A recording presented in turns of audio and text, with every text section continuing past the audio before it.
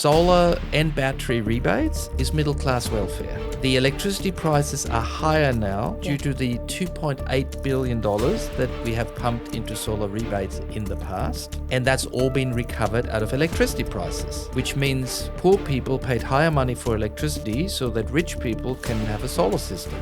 I think it's a misnomer that it's the rich people who have solar. The studies have shown that people who are rich don't really care about their energy bills. They don't need to care about their energy bills. And I really hate the term middle class welfare because give us a break. I'm middle class and I need the help. You know, we're in a cost of living crisis. Okay, middle class welfare, I'll take that welfare. My argument is now not that solar is bad and it's been terrible for poor people. It should have been inclusive of a rental incentive at the same time we started to roll it out. When you fly over Sydney now, you can literally see which are rental properties because they're the ones who haven't got solar on it. I definitely think we will get something done in this federal term for renters. Hi, it's great to have a lady here in our podcast today because the renewable industry is very male dominated, and so you really have to look for the women in the industry. And here we have a powerhouse, Heidi Douglas from Solar Citizens. Welcome to the YEA podcast. Thanks for having me, Markus. So Solar Citizens, I understand it's run previously even before you. So at one stage, you must have been either tipped on the shoulder or pushed your way into it. But how did you get involved with Solar Citizens? Well, Solar Citizens has been going for more than 13 years. We started as an organisation called the 100% Renewable Community Campaign. So that was not established by me, but it's established by Lindsay Suter, who was like the first CEO of the organisation. And it came about because of the uptake of rooftop solar and the need to have some sort of organising model so to empower the voices of those rooftop solar owners to fight government basically and advocate for the rights of rooftop solar owners. And there was always a climate change thought in the middle of that we do need to transition to 100% renewable energy as soon as possible. So that became Solar Citizens after a project that they did that went really well. And so Solar Citizens had been going for almost a decade before I came on board as the CEO. I started the same day that Anthony Albanese started, basically. I had been working at Parents for Climate Action, running their Solar Our Schools campaign, so a campaign to get solar and batteries, VPPs, virtual power plants, on schools around the nation. And we'd successfully secured funding and an agreement from the New South Wales government and the Tasmanian government. And then the opportunity came up to become the CEO of Solar Citizens. And I was a big fan of Solar Citizens' work. They were running a campaign for the fuel efficiency standards, and that was very attractive to me because for somebody who has an electric vehicle and was an early adopter, I felt that there was a big audience out there for that campaign that probably wasn't being tapped into yet. You know, it's not just what we needed to go from just talking to Tesla owners to talking to the wider community about the benefits of electric vehicles. So that's what attracted me to the role. And then the day I started was the day Anthony Albanese started. Sir Albanese, maybe one day, became a prime minister. You became the head of Solar Citizens. And that week, you might recall that there was a Ukraine war happening and we had an energy crisis that week. So the organisation of Solar Citizens suddenly went from the week before from a coalition government that was oppositional to renewables, oppositional to climate action, to a government that had committed to doing more, to a crossbench that included Di Lee, your wife, and many independents who were committed to more climate action. Did that affect you in any way? Well, yes, because that week energy prices steeply went through the roof, and we knew that Solar Citizens could play a role in securing policies to deliver energy savings to the wider community if we could get the government to pick up policies that helped to secure that. So part of my first 6 months was looking around, speaking to experts in the solar industry, like what do we need next to remove the barriers to the rest of the 60% of the community who don't have solar, and what do we need to do to make sure that we can use this cheap, clean solar energy day and night. So we have Rick Brazali on our board from Green Energy Trading, and we started talking about an extension of the small-scale renewable energy scheme to home batteries as a solution to bring down the price of batteries, to drive uptake in batteries so that we can use that cheap, clean energy day and night and also transition off polluting coal. While I'm in the solar industry, I actually look at the industry a lot of times and think, we're not really doing things that smartly. And I'm sorry to kind of point some of those out. And I might actually look like I'm a bit tough on you here. But That's okay. for example, the 2.3 billion, which were promised to be 1 million solar batteries, that's just marketing spin. And I'll tell you very quickly why. You divide 2.3 billion by 1 million solar system, that means you get a $2,300 rebate per system because 2,300 But now that's a 6.6 kilowatt hour battery. Most batteries that seem to be going in already now under the rebate are 18, 20, 24 kilowatt hours. So with other words, we're looking at 250,000 batteries that are being financed, not 1 million. So straight away, we and even you guys have kind of caught up in the government spin where a lot of times it's made to look very rosy, but when you start digging underneath, it's not always that way. The second point I'm really not happy about is that when you put $2.3 billion in it, why don't you put $200,000 to $300,000 aside to start and help a local battery industry rather than I would argue that 98% of what is currently going to be sold is definitely from overseas, and then you cut that down again and it'll probably be 90% direct out of China.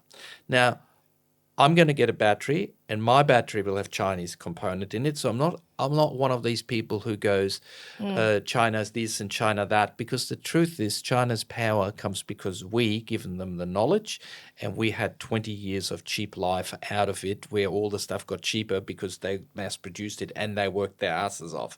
So we can't turn around now and start complaining. But if you're really that successful in your lobbying, why didn't those kind of measures come with it?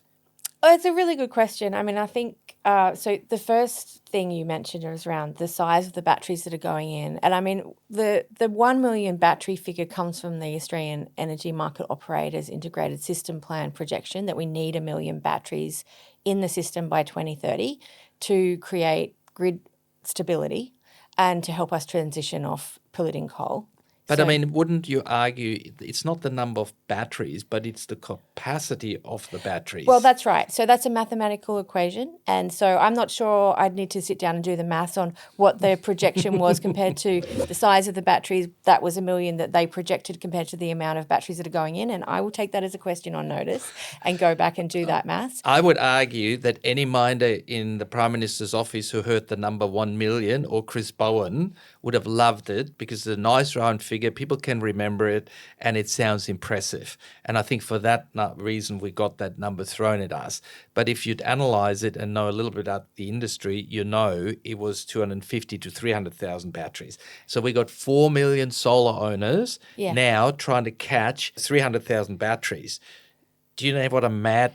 It's like a sales at David Jones where it's 50% plus discounted right now out there in battery land. I think that's actually good because we want to drive uptake in batteries. I mean, the uptake in batteries has been very slow, and we need for people to make that financial commitment themselves to get batteries into the grid so that we can transition off coal. Look, I don't have a problem with that, but I would actually even argue with you that if we do not get those batteries, it wasn't a choice for the government on a benevolent front where I'm going to now give people and I want to be nice. And it is still middle class welfare because a lot of the renters are not benefiting, but it's a separate issue. We might get to that. Yes. But the truth is, if we do not get those batteries in, we will have a very, very troubled grid. Yeah.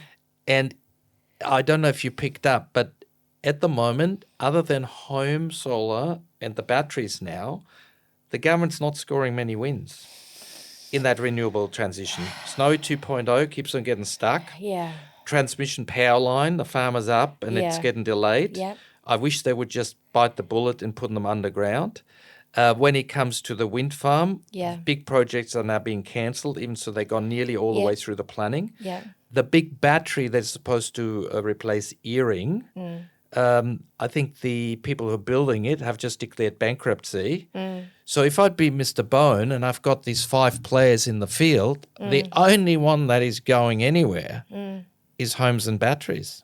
I think you're right about that, but I also think you do need to back a winning horse, and we already have the biggest uptake in the world per capita for rooftop solar. We are a good news story, and I think marrying that solar uptake with batteries, we can be world leaders in consumer energy resources.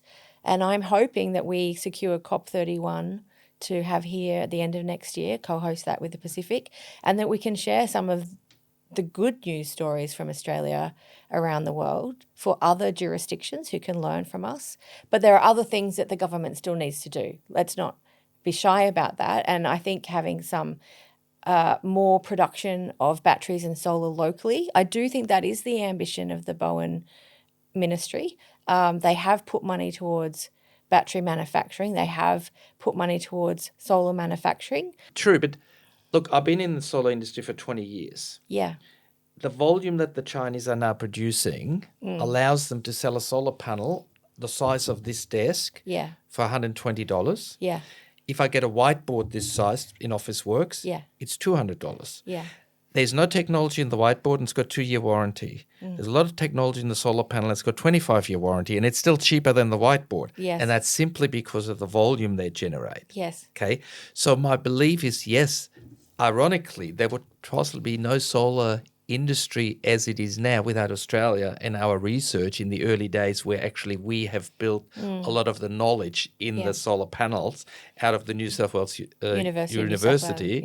Dr. Martin Green, all those the people in the team, the early Suntech founder. But the truth is right now, I would argue that horse has bolted. Now I want us to win. Yeah. But it's like, you know, you've got those big coal carriers that come to Newcastle to build it up. I grew up in Newcastle. And then you turn up with a canoe and go, can I have a bit of coal? Yeah. That's us trying to catch up. $1 billion, what we're saying we're building an industry up with, that's what they spend on expansion every 6 months. So, look, I don't want to be a defeatist thing, but I think people who watch this got to have a reality check of what we can do. And then we got the tyranny of distance behind it. So when big companies like LG pack in and say we can't compete with the Chinese in solar, and they had a decent brand, they had a decent market, it's going to be very hard. Now, I wanted to win, but I find it hard. And I would say the batteries, because even the Chinese product wasn't as developed, it was a better opportunity because we got the lithium here. Yes. And I still wait for something to be done and waited so that we get local advantages. But in some way, again, I believe when I look at some of the products that are coming out with the vehicle-to-grid chargers in build, the modular designs, it's all Chinese and it's bloody good. Yeah, and I think we actually can't wait for Australia to develop a solar or battery manufacturing to the scale that we need before we transition to get off coal and gas. So we have to walk before we can run. And what part of that is to get that uptake, that storage, that firming, so that we don't have these crises when the coal-fired power plants go down. We don't, we've got the New South Wales Premier Mins has offered up to $450 million to prop up the Eraring coal-fired power plant because there wasn't enough storage capacity on the grid. So we've got to fix things quickly, but there are deeper issues, of course, that we need to address, but we also need to address that grid stability and the cost of living crisis as well. So bringing down the energy prices for as many people as possible, which is why they've made the batteries VPP enabled to be able to share that energy on the grid so that we can bring down the prices for people like renters who are locked out. I mean, I don't think there's no silver bullet to fix all the issues. I just don't think we have politicians who've got balls, I'm sorry to say. Because, again, the VPP enabled stuff, all right? Now, I actually think our politicians don't have balls because, quite frankly, we right now need these batteries to be VPP enabled. And the battery rebate should have said it has to be VPP connected. Oh, yeah. The point is, look, I personally are against the government regulating that it have to be VPP connected. I don't want that. But if you look at what the needs are of the grid, Yeah. it's gone beyond us thinking, oh, well, maybe I do it, maybe I don't. You know where we really started? Solar started to take off 2006, 2007. First for environmental reason, people bought it. Then it was always financial. Yes. The people that are members in your group, Yes. there must be some who did it just for financial. Of about 80%. That's right. And so, but the fact is now we're coming to a point where when the coal is pulled out, the hole is too big to be filled without getting battery up quickly. But why is that? Because the people in charge of energy, I don't know if it's the energy retailer or the distributors or the generators, but solar was growing exponentially for the last 20 years, and we know it's got to go somewhere if it doesn't get used, and we did not create the vessels and the batteries to cope with it. And you know why? Because energy has been the bunny of political backfighting. So if people think they've done us a favour, having shit fights over energy for the last 15 years, and Labor goes 2 steps this way and the coalition goes 1 step that way, and that is the reason why your energy is so expensive now, because nobody in industry had the confidence to actually invest in something where you do not know if it's Arthur or Martha. And the two sides were never in the middle to find a solution. Would you agree with that? 100%, Marcus. Yeah, I mean, that was why you asked me, why did I transition from being a filmmaker to being the CEO of Solar Citizens? It was frustration and grief around the lack of action on climate, but also the lack of action on things like supporting electric vehicles, supporting batteries from the previous coalition government. Look, I mean, the coalition government possibly is now contemplating a little bit how they can maybe get back into the middle. But the truth is the people who are currently in the party and the one who survived in their seats are a lot of nationals and also some in the Liberal Party who are a little bit more on the right of the centre.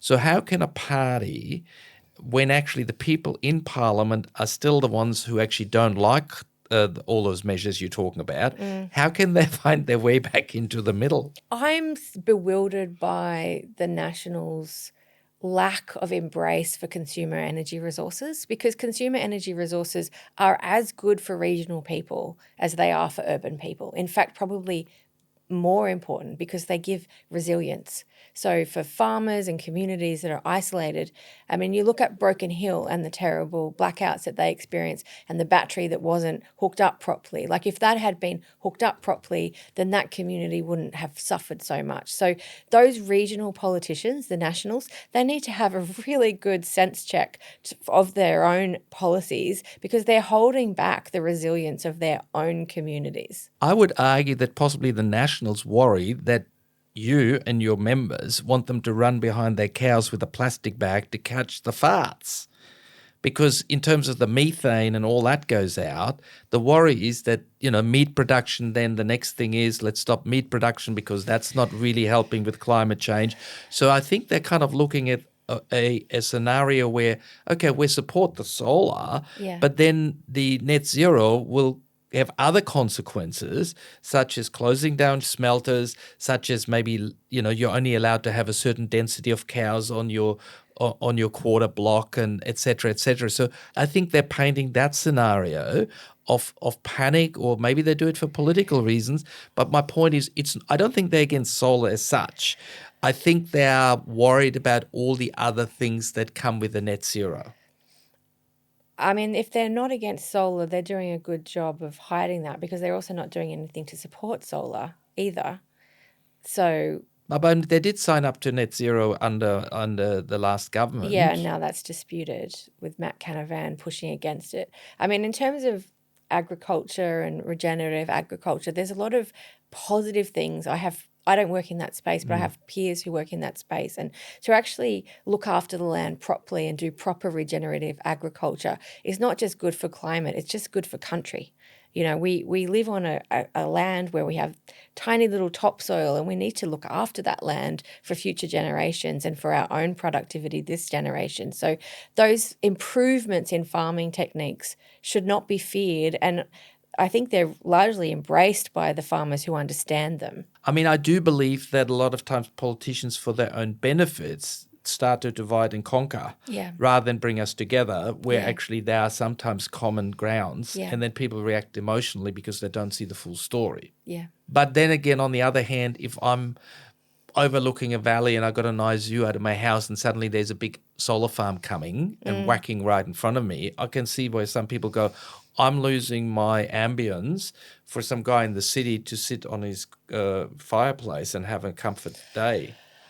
I mean, the very first local government conference I attended after I got elected as an independent, it was in Muswellbrook, and there was a regional councillor who got up and said, I want local government New South Wales to pass a motion to agree that 50% of energy production should come from urban centres and 50% from regional.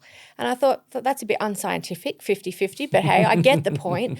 And I actually think that the urban communities want to play more of a role in terms of consumer energy resources, consumer energy production. I do think we have a lot more potential to play that role. We've been working this week with the Committee for Sydney, who've launched a report about making Sydney a renewable energy zone, as they're calling it SydRes. And a lot of that involves putting solar on commercial and industrial rooftops, because the mathematics of it is we could replace all of the coal-fired power plants with solar on commercial rooftops if we had the solar and the firming to marry it.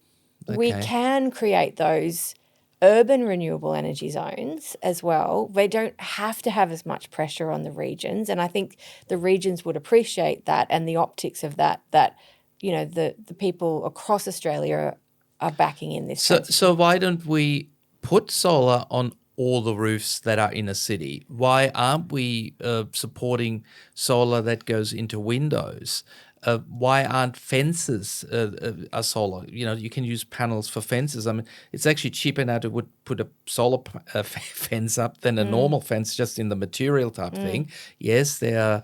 You've got to watch the voltage issues and all that, but there are other solutions, from end phase to various things encapsulating. So there are solutions about, but it doesn't look like that really anybody is getting the leadership. And look, personally, I don't like Donald Trump.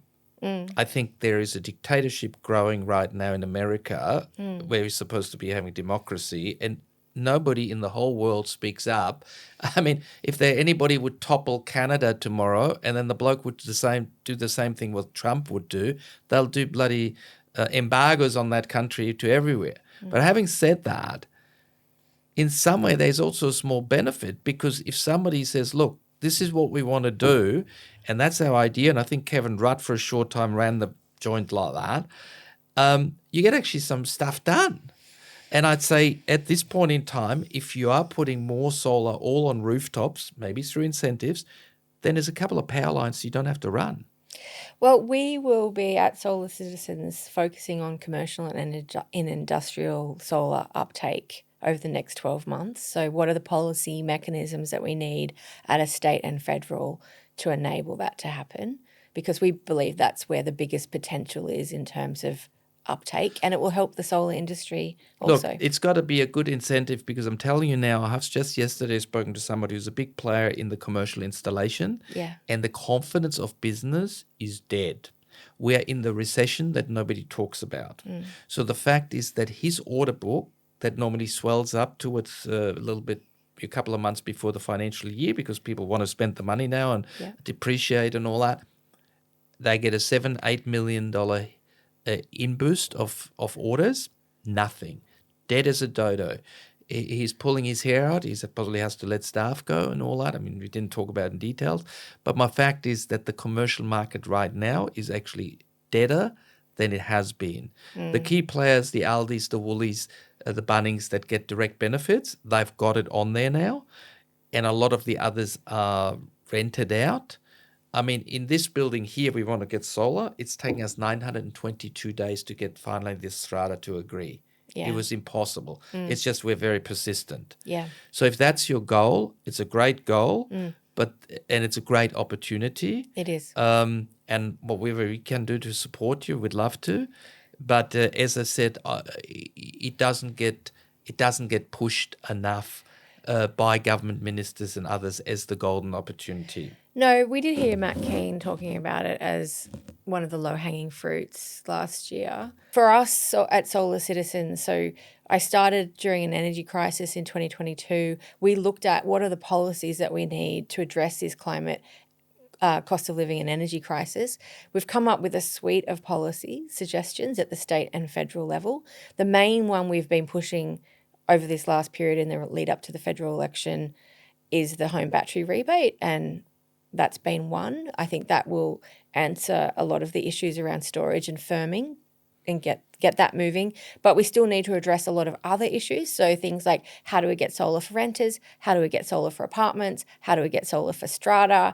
And part of that is commercial and industrial rooftops. That is one of the solutions, because if you can share the energy from commercial and industrial rooftops with apartment owners, then it makes up for the fact that the apartments themselves don't have that rooftop capacity. But I mean, wouldn't the energy retailers stay right in the middle of that and go, no, we don't like that, because they're going to lose their monopoly, they're going to lose their power? I mean, at the moment, I don't know how they've been able to manipulate the government and others to accept this, but I'm exporting my solar for 3 cents and my next door neighbor buys it for 35. So somebody's making 32 cents on equipment that I purchased. Yeah.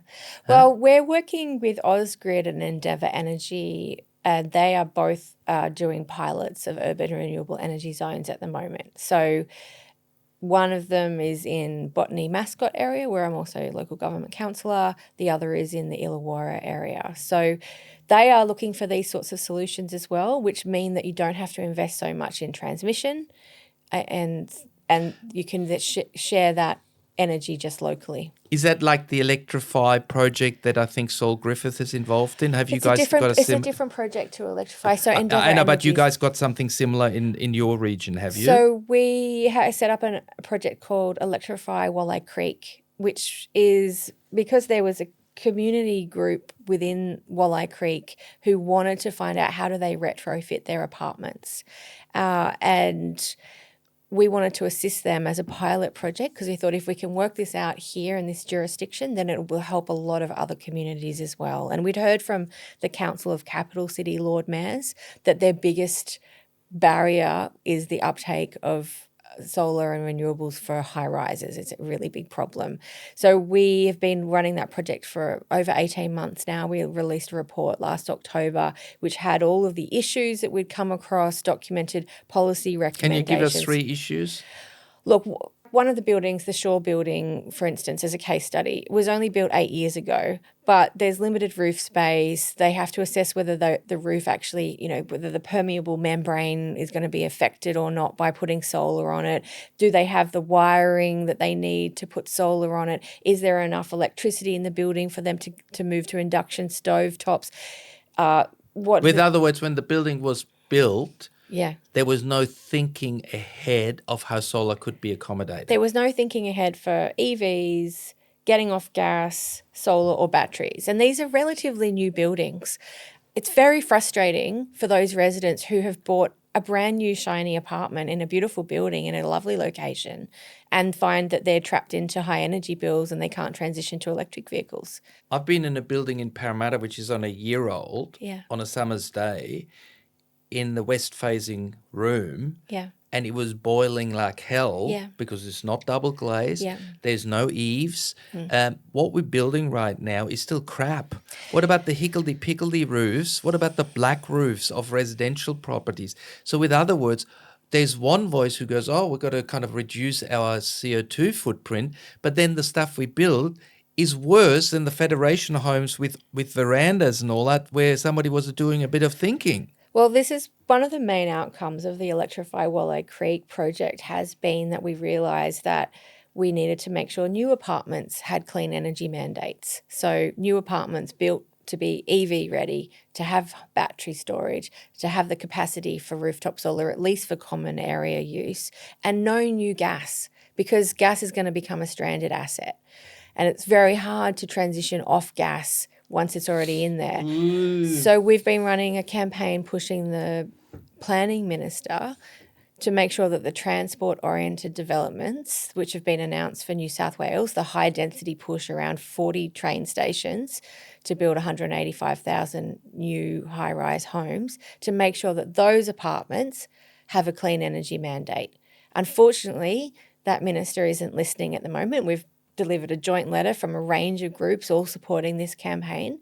And when we've met with Planning Minister Scully, he's more concerned about what the developers need than about what our residents need, which to me is a tragedy because it's a cost-shifting exercise from developers to future consumers. So you're saying that the developers of a high-rise building, if they want to build it more energy efficient, then that puts extra cost pressures on the sale of the unit and the developer to do it properly. And there'll be, let's make it $40,000 more per unit. But maybe if the unit lives for 40 years and I've added $5,000 a year extra on energy costs, and I'm assuming that they're going up a bit, then theoretically, what's 5,000 times? So I've added $200,000 extra cost for somebody running that joint, plus, of course, the CO2 in it. But can you also understand that currently with all the cost of living pressures, that the minister doesn't want to have a campaign by Sky News or 2GB to run against him because he's the trigger point for another $50,000 extra cost on an apartment? I think we need to make sure that we're doing the right thing by our community now and tomorrow, and that planning minister has the power to get off gas, for instance. That's an easy fix. They've already done it in Victoria. They've committed to no gas in new builds. We can do it here. Look, I tell you a couple of issues that I can see, okay? The first one, I just did a video recently that actually says if we do not build some gas-fired power stations very shortly as an interim, then renewables will be blamed when we have the blackouts when a major coal-fired station goes out, okay? So gas as a transition is still much better than, let's say, the brown coal that burns still in the Latrobe Valley. I looked at apartment buildings and they all got those little gas boilers sitting on the side there that they use for the showers. But the good news about that is it only uses the gas at that temporary time frame, which is just for the shower. You know, there used to be the old gas boilers where it heats all day like a kettle on gas. The consumption was terrible. But those go through it. They're not that bad. And there are still in the Asian community people who will not cook anything other than gas. I personally believe there are many other issues than the gas one. I get your passion about it, but I'll bring you one up right now. Your battery rebate. My battery rebate. The battery rebate that you successfully lobbied for and the Smart Energy Council, and I think it should be in your annual report as one of the successes. It will. And it'll help a lot of people. Yeah. It is at the same time one of the reasons we will have one of the biggest and worst recycling issues with solar panels coming up.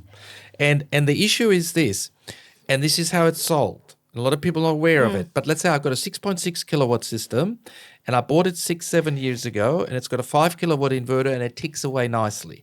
But the bloke who installed it right in the middle of my roof because it was the easiest for him, was the safest for him. There's still room around it, but I'm not going to put different coloured looking panels all around it now. So my sales guy will come up and go, oh, panels are gone so cheap, and you still get the rebate again because you're allowed to double dip on the solar panels. And so that perfectly working 5 kilowatt system will be ripped out and replaced by a 12 or 15 maximum I can fit on the roof to power my battery. And there's nowhere for those inverters to go, maybe a bit of old metal stuff. And those solar panels, they pull the aluminium frame out. But again, the recycling industry is still in its infancy 20 years after the time we started. Yeah, I mean, it's a big issue, the circular economy of solar and batteries, which is one thing that Solar Citizens will be tackling in the future. We also are a very small organisation, so we have limited capacity to do everything all at once. But it is definitely on our horizon as a really important issue for us to tackle. Also because, like, for instance, the Pacific wants to be a 100% renewable energy zone. Those panels could be used to go there. Well, they could be, but then once you get them to an island, what do you do with them when they need replacing? New Zealand has the same issues. I think it's 98% you can get out of a solar panel. The glass can be crushed and it's actually be reused. The cells and the aluminium and even the backing sheets. Yes. Now, I used to work for a manufacturer. I sold 100 million solar panels into Australia in total. I would have been prepared to put $1 on every panel to then use that to get the recycling going. And the solar panels are so cheap now that an extra $2 or $3 on each panel would not stop anybody to buy solar. It's just all this stuff falls in the too hard basket. And you know why? Because federally, the government goes for 3 years. By the time they scratch themselves, get a couple of smiley photos going, they're already back up for another election. So we don't make any good decisions. We're talking to the Smart Energy Council about some work we can do in that space. So it's definitely on our horizon to tackle circular economy. But we are a philanthropic funded organisation. Look, I understand. I mean, I'm treating you like a federal minister who can just do this and this and this. I wish. And you possibly, I'm a bit unfair because, I mean, you must wake up and you're doing, I mean, there's a lot of heart in this job and possibly not too much financial wallet. Yeah, that's right. I'm not doing it for the money. I mean, it's a non-government organisation run by philanthropy. So in some way, you possibly must close your eyes and create a to-do list. And then if you want to achieve all of the things that are important and on the to-do list, it possibly needs another 10 Heidis. It does. And it's like even my team, there's so many things my team want to do. And I have to keep saying to them, we are funded to do this. We're currently funded to do this. If we want to develop a new campaign, we need to develop a campaign plan, including policy recommendations. And then I need to go out and hustle and raise that money for us to run that campaign. So there's a lot to do, and we also have to deliver, what we're funded to do. So over the last 8-9 months, we've run this very strategic campaign for the home battery rebate. Actually, that campaign's been running for 3 years, but we were really focused on that. We also ran a Save Our Solar from Nuclear campaign. But now that those Was that funded by Labor? No, we don't take any funding from Labor. The reason I'm asking is because it was, but as soon as you put the word nuclear into a campaign, you obviously know that it's not going to be supported by Liberal voters. So 60% of in Peter Dutton's electorate, there's a 60% uptake of rooftop solar in that electorate. It's the same in Ted O'Brien's electorate, the Energy and Climate Minister from the previous shadow. I think rooftop You're solar... saying if they would have wanted to connect to their own community, they should have given solar a bit more of a hug. Exactly. And the thing is that, what we identified is that nuclear is a threat to rooftop solar owners. So listen. The nuclear stuff with the Liberals, can I just kind of tell you my swing on that? Yeah. It was a red herring to keep renewables in the front line because they believed they could make a point that renewables are going to be too expensive and it's got to be something else. And it's something that is 20 years away, so you could leave a lot of details out. And it was getting them to the zero emission game without kind of pissing off too many of their normal constituents. It was a very political move. I never believed we would have nuclear in Australia with the sun and the wind and the natural resources we have. There's no need. Yes, that's right. But I think that we also need to make that clear to people in the community that it would be very expensive if we were going to go down that path, that there would be threats to our solar uptake. What are the implications of this vision? Because one of my favourite things is talking to Uber drivers. I always catch a clean Uber, an electric Uber, and have chats with Uber drivers because they're usually somewhere on the spectrum of picking up on their electrification of their life.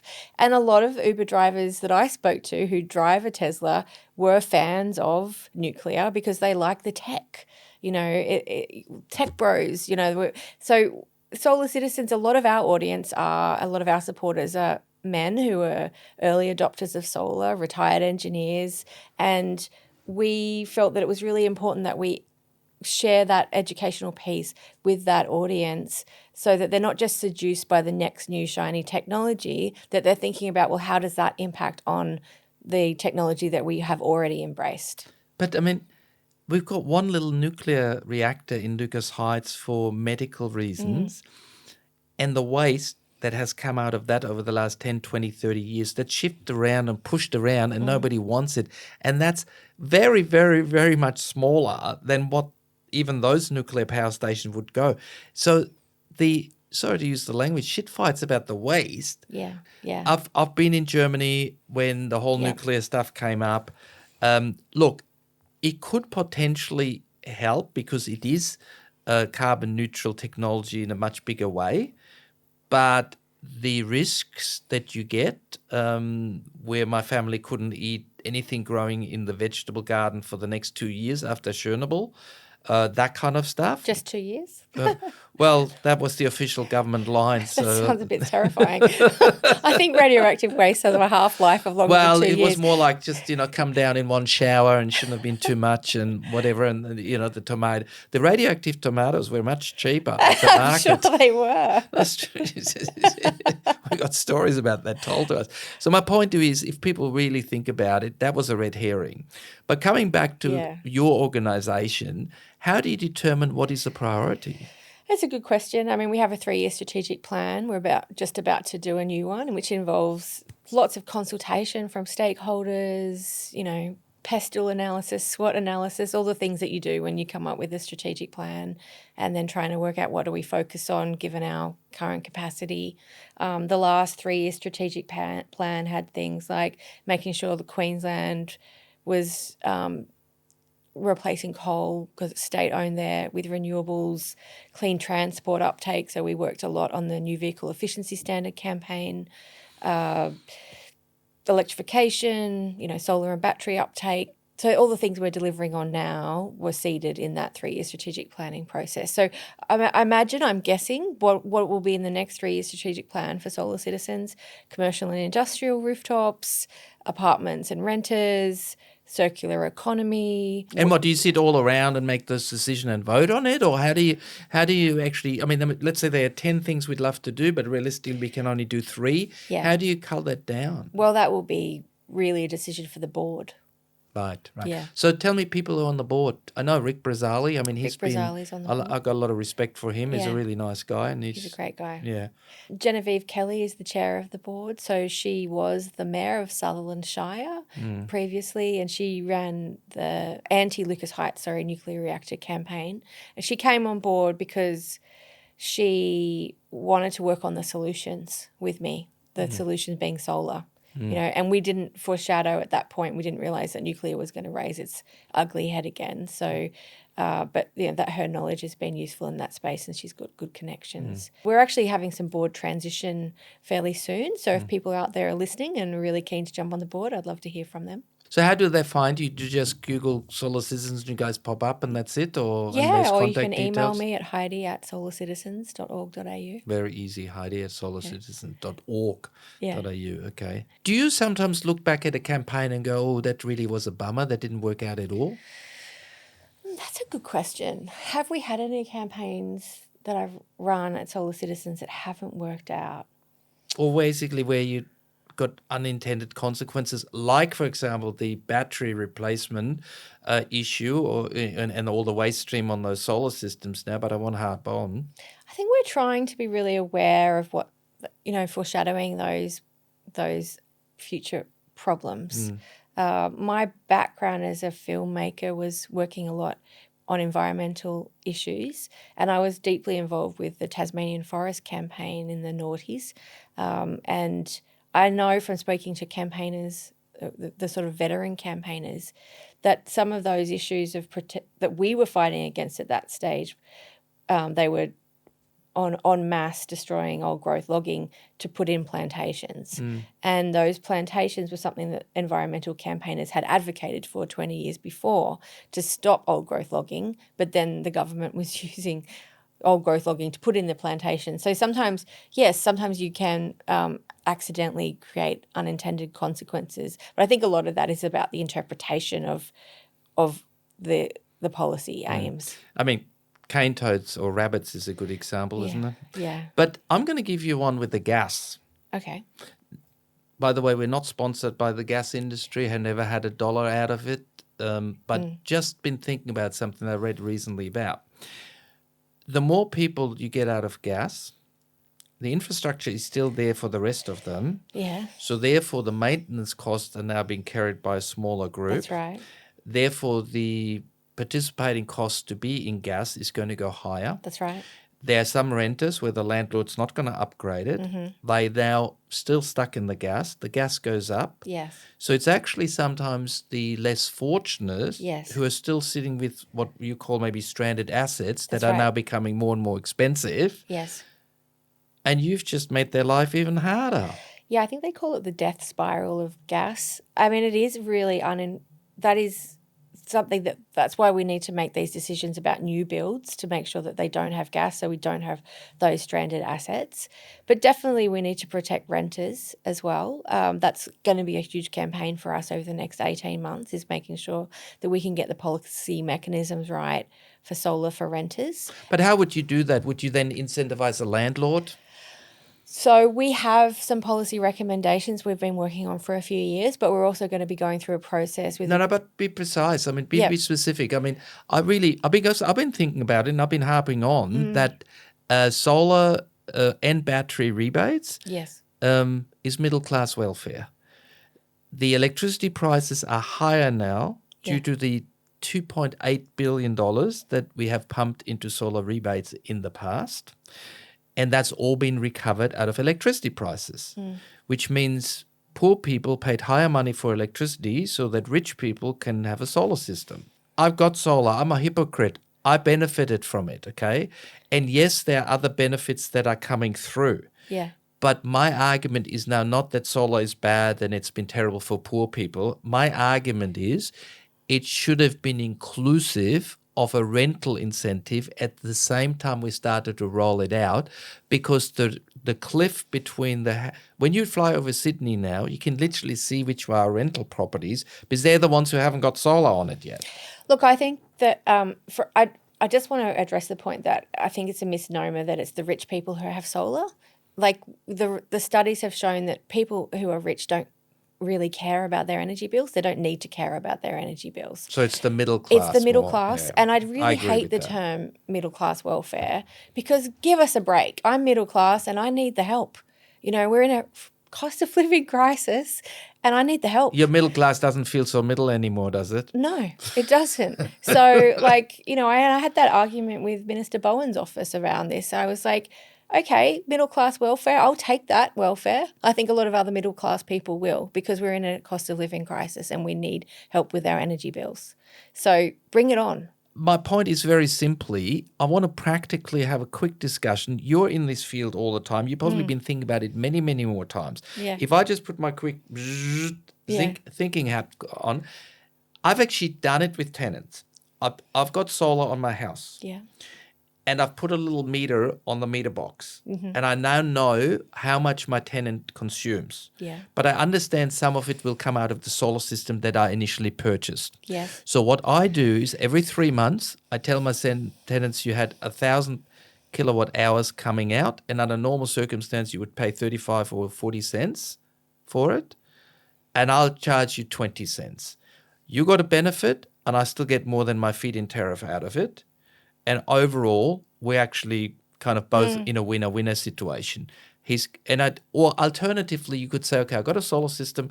It'll create $800 worth of benefits every quarter in the electricity, but I'm only charging you $300 extra in the rent. Yeah. You win a bit extra. Yeah. I win a bit extra. That's right. But you've got to have the non-greedy landlord attitude a little bit. Yes. But I just don't understand why we can't get the brightest sparks into one room who understand rental law and who understand solar and actually find a solution that allows renters to have an access. And it shouldn't be to what they've done in New South Wales, where you're now allowed to have a Doberman in your one-bedroom flat and the landlord can't do anything about it. And when the place later is trashed, then, we have a problem that was predictable. So I'm not for forcing landlords to accept things that is not necessarily in their line of thinking when they purchase that particular unit or that place.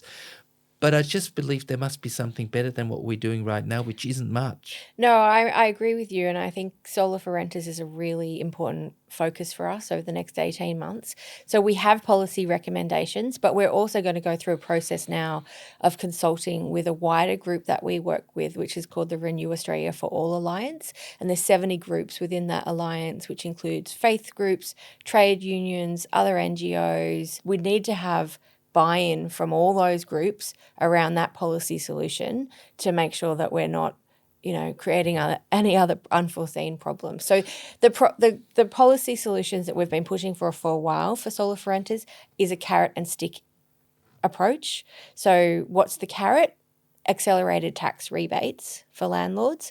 What's the stick? Minimum energy efficiency standards, which the states have to implement. So it's a federal and state combined solution. Right. So in Germany now they have an energy pass, and actually houses in the same street, and partly because energy prices are so expensive and you really need to heat in winter, so double glazed windows make a big difference, or even triple glazed to what they have single glazed houses. So you could have the same house and it would sell hundreds of $1,000s more if it is double glazed and has heat pump systems and all that. So it's actually reflected in that. So that energy pass is very useful there. But I could see not many politicians have an appetite to that because it straight away has cost implications and more bureaucracy and all of those things. So how's the progress on that kind of front? Well, it will need a big push from lots of groups to make that happen. And it's a social justice equity issue as well. Renters otherwise will be left behind. So sometimes the government has to suck up doing things to support those least fortunate. Look, the federal government, to give them a break, they have invested $800 million in energy upgrades for social housing in this last term of government. That was one of the things that we were pushing for.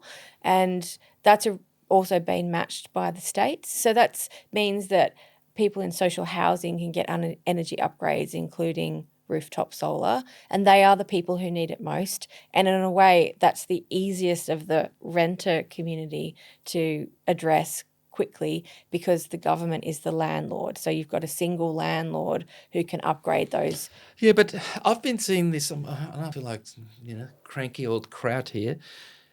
I've seen those tenders, and usually the cheapest solar system gets picked, which means if you'd pay a little bit more, you get something probably lasting 10 years longer. Yeah. And so I find those social housing projects in the tender sometimes, when you look at the final result, you go, you guys stuffed it.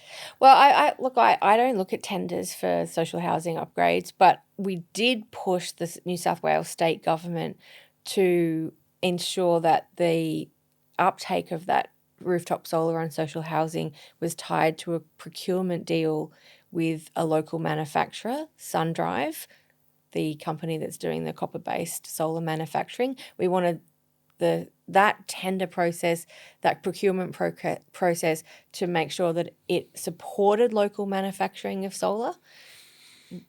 It's a positive thing, but then those panels haven't proven themselves in the field. They're brand new. You're really giving somebody a very big helping hand there. But you also argued previously to support Australian made. So how do we do that? No. I was talking specifically about the batteries. That I felt that. I think personally, my personal opinion is when it comes to the panels, the race is run. But not with copper-based. So we will have a silver shortage in the world before we reach the rooftop solar potential. So we need to have other options from the current solar manufacturing.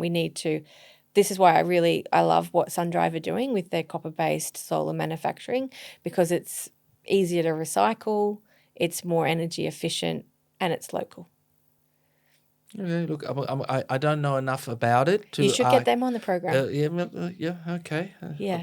I think I want to get a bit of money out of them then, because that's a product endorsement. But look, so we actually vehemently agreed that we want to see more done for renters. No argument here between us. But do you think you get something done in this federal term? I definitely think we will get something done in this federal term for renters. That will be a major focus for us. And, we've got the experience, we've got the team, we've got the government relations, we're a voice in the media. We have a lot of case studies, a lot of people who we develop as case studies to share their stories, whether it's directly with politicians or in the media. You're a case study. Your whole story you just told about your solution for as a landlord. Like, one of the things we've identified with Solar Citizens for this campaign that we're yet to really mobilise is that we do have a lot of supporters on our list who are landlords who want to have solar, so we can mobilise them.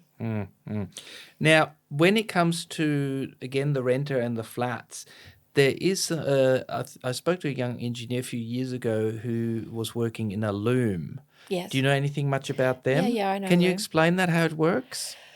Well, I think they're for up to 8 stories, and they're like a SolShare technology, which means that a strata complex can have solar, and then the box, the SolShare box, means that the strata can decide whether it's an equal split of use of that solar to each apartment or whether it's on a needs-based, demands-based. So if you're at home working and you're running your washing machine and whatnot, then you get that power, and the people who are at work in the city don't get that power. So that's the technology. And I mean, if they would be able to now get a battery as well, then they could actually kind of divide that down over 24 hours, couldn't they? So that would be much more beneficial in the long run. So maybe there's a loom Mark II coming that includes batteries, because 50 kilowatt hours, it's not going to help a big block, but it's a start, especially for common areas and things like that. One of the things we're starting to look at is strata-owned batteries. So, like, I think we've had a bit of reticence to support the community battery push by the federal government because... I think it's money into the energy retailer's pocket pretended under the name community. But Agree. Tell me your... Oh. Well, agree, put simply. We agree with that. So, but we're looking at things called strata-owned batteries. So they're more behind the meter, a real community battery. Now, what would you say that I predict to you that when the coal-fired power stations get knocked off... Do you remember these Mr. Bean shows where there were cars and a normal car has 4 wheels, but there was an English car in the 70s that they decided they only have 3 wheels. Okay, yeah. And occasionally kind of was in some sketches lying on the side. Yeah. I'm going to actually argue that our energy grid is going to be like that. It's currently on 4 wheels. It's got the solar to support it. It's got some wind farms coming in. It's got the big solar farms. So now it's got the batteries, and it's going to have the coal-fired. And when the coal-fired as a base goes out, I believe some of the others, if we do not build some gas-fired power stations now, not going to be there enough in that whole infrastructure grid on the extreme days. For most of the time, be fine, but on the extreme days, we're going to have a problem. And then let's say I live in Sydney, and I'm a reasonably wealthy bugger, and I have my 3rd blackout in a month. And it's not just an hour, it's 2 days, that kind of stuff. If that scenario happens, people will go with the money, they will go off grid. They will actually build themselves monster batteries of 100 kilowatt hours and put their solar on their carport and even on the side of walls and just suck out whatever you can get out of your house and your land to get the biggest solar system, the biggest battery, and go, I'll leave all these problems behind. I'm going to my fetal position and it's not my problem. But when that happens and all these people escape from the grid, then you got the same death spiral that you had with the gas, you're going to have with the electricity. So we can't actually let the grids fall over because people will be selfish. They'll be looking after themselves, and the people... You think about it, if we have a blackout of a major power station, let's say the boiler has exploded, it's no good, that's not 48 hours.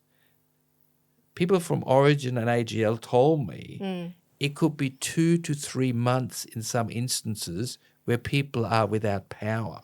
If a coal-fired power plant If goes one out. of the major coal-fired power stations suddenly goes out and it's in the middle of a heat wave and all of those kind of things... Whoever is in politics at that time, they can run the best campaign they want. They will not be in power next time. So this thing with energy really, I mean, years ago we did a video, money makes the world go round. No. It's energy that makes the world go round. You're actually in a very, very powerful spot there with your lobbying there. But what are you going to do when that situation arises? And then guess who they're going to blame for? Renewables. Well, I mean, I'm actually really excited about the democratization of the energy system. So having a plurality of energy production rather than singularity. I think we've been wedded to this idea of major energy production, like we're wedded to the idea of major supermarkets. But isn't it better to have a green grocer on every corner that you're friendly with, that you support local? I think it's the same with energy. We need a plurality of energy. We already have it. Let's embrace it. Let's make it work better and be an amazing lighthouse pilot community for the rest of the world. Well, it sounds all kind of nice, but It does. the reality of the Bunnings of this world doesn't seem to be going. I mean, the rest of our economy seems to be going more to concentrated, monopoly. So maybe energy is really one of the few where at the moment it's going the other way. I'd like to think so. I mean, I know so really that we are already embracing plurality and the democratization of energy in Australia. And I think there's a great power in that. You know, it's people power. It's power for the people, by the people. I do think solar allows you to manage your own consumption as long as you keep monitoring going. Yeah. And, the husband has to do the vacuum in the middle of the day, not at night, to get the solar benefits out of it. I do think solar can make you think a little bit more of the resources that we use. I think so too. Very much so. But I also believe that people normally whack it in and they're a little bit ignorant about it, and you walk around and you see solar systems lichen on it and with trees grown over it and all of that. And so therefore the lack of maintenance is actually causing a lot of solar not to get the maximum benefit. So hopefully with batteries, because you cannot leave batteries unattended for 10 years and not worry about them, hopefully some people will realize right now they are something that they have to maintain, like they have to put oil in a car. I was on a panel last week for World Environment Day, which was emceed by Craig Rucastle, the ABC radio presenter. And he asked me a question about, well, why are you not marrying your local government councillor hat with your solar citizens hat? Why are you not pushing for something that he thought was a no-brainer, which is that every council should have a clean energy consultant or a clean energy midwife, because councils are trusted voices, and therefore you'd have somebody to go and ask those questions of in your local community. It's like an energy expert in the local council. Exactly. So you could go to your local library, and from 3 o'clock to 5 o'clock, Mary is there. She can answer all your questions, how you can get your electricity bill lower. That's just like they have a justice of peace there on it. Okay. I mean, I actually think it's a really good idea, and it's not a new idea. Like the Sydney Alliance, which is a group that encapsulates a lot of different local groups in Sydney, and it has a justice and equity lens. They've been pushing for community energy hubs, which are basically that. So either a mobile community energy hub, like a yellow bus or something that goes around different communities, or within the council where people in the community can come to the council and get all of their questions answered around this and get advice, which I think if we want to take energy and the democratisation of energy seriously and to get those benefits to the widest group of people in the community, especially in culturally and linguistically diverse communities, and we want to bust some of the myths that are out there, like that induction cooking isn't as good as gas cooking, for instance, then having those community energy hubs is the way to go about that. But do you see, that's why we started Your Energy Answers. Yeah. It's all on the internet. Yeah. You don't need that yellow bus to go to the council. You just go on your computer and check our site out. Yeah. We got a lot of answers there. Yeah. A lot of answers about energy, how to get your bills cheaper, etc. Yeah. So I'll let the Sydney Alliance know. Thank you for your indirect endorsement. There's a need for that. Yeah, there is. Great. Yeah. Look, Heidi, I have been a little bit tough, but That's okay. Because I'm sure your normal meetings, they're all like-minded and they all clap each other for the great ideas, and everybody wants gas out. Don't forget I'm a deputy mayor of a council, which is, adversarial. I'm in the minority. So I'm used to it. Good. Yeah. Good. All right. Well, look, I really appreciate you coming, giving us that time. I want Solar Citizens to grow. I want your programs to be successful. Yeah. But always think of the waste stream. Always think of the other side, that positive can achieve, because every yin gets a yang. And I actually believe that the recycling and what do we do with all the obsolete stuff that's coming through, including all the gas heaters that's supposed to be thrown out when we go off gas. We've got to have the waste management part included in this whole thing and sitting on our table. Because at the moment, for example, I know a company invested big in solar panel recycling, but to make it worth their while, there has to be about a $2 to $3 levy on every panel, or maybe as much as 10, depending how far they're away, and they're struggling to actually make the numbers match. So the stuff still goes in landfill, and it's a waste. One other thing, I know you want to wrap up, but we are looking at second life solar for commercial and industrial rooftops as well.